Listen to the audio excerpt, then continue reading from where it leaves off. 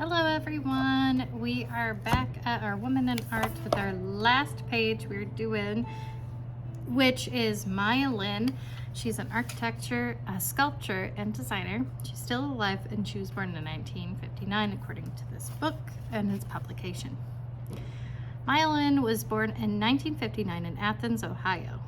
She came from an academic family and began her studies in architecture at Yale University. In 1981, there was a national call for entries to design the Vietnam Veterans Memorial in Washington, D.C.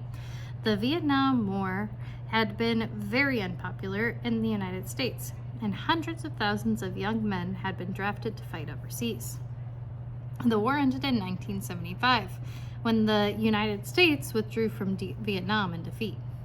In 1981, the war was still controversial.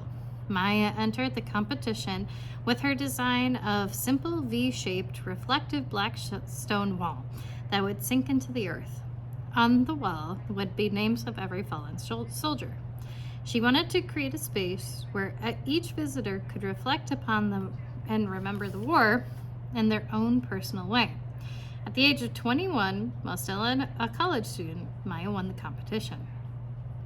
When it was announced that Maya had designed the winning piece, there was an uproar.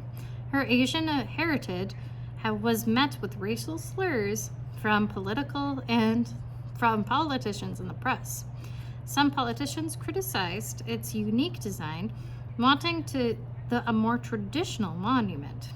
They proposed painting the memorial white and placing an 8-foot statue and a flag on top of it. Maya defended her design in front of Congress and a room full of reporters, and her original design was built. Since 1982, millions of people have visited the memorial to mourn and remember. It is now widely beloved. The Vietnam Veterans Memorial was just the start of Maya's career.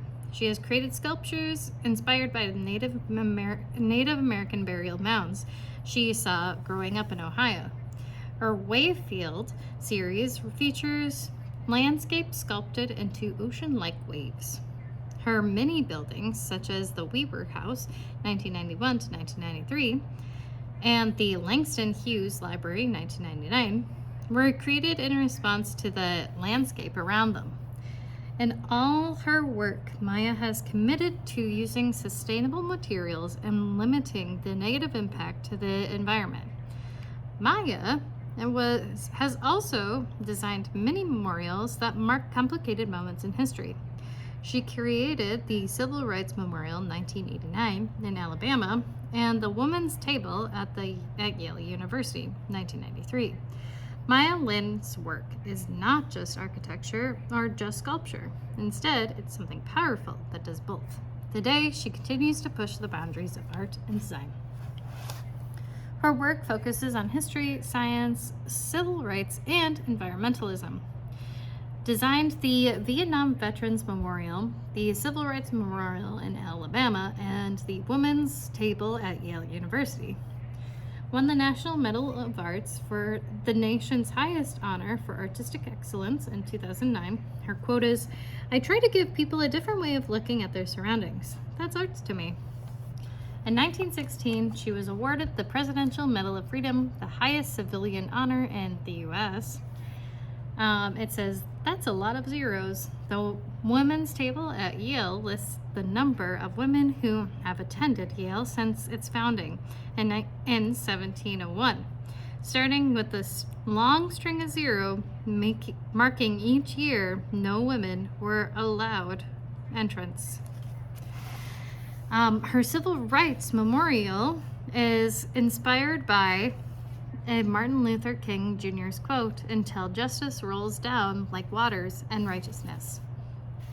The memorial tile, one is missing, highlights animal and plant species that have gone extinct and the destruction of habitats through the world. And I really hope you liked this book. I think that it has lots of really amazing artists. We definitely didn't go through all the pages. We have different statistics of art. There was like different elements in here, as well as a timeline of different artists as well. There are many artists we never were able to get to, many artists that, you know, are going to be left unseen in this book, but I really think that this is a good book to try to figure out if you really like these different artists, maybe, and maybe to find out a new artist in your life. And I hope that you enjoyed this book, and I hope you have a great day. Bye, friends.